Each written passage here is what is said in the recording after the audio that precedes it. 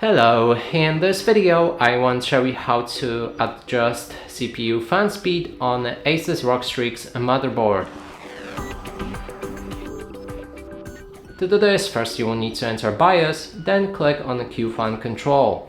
Here you can find CPU fan, and then now we can switch between different speed options on the bottom right here. We have a standard, silent, turbo, full speed or manual. If you select manual, you can adjust a different speed on the graph right here, and there's the speed on the left and the temperature on the right.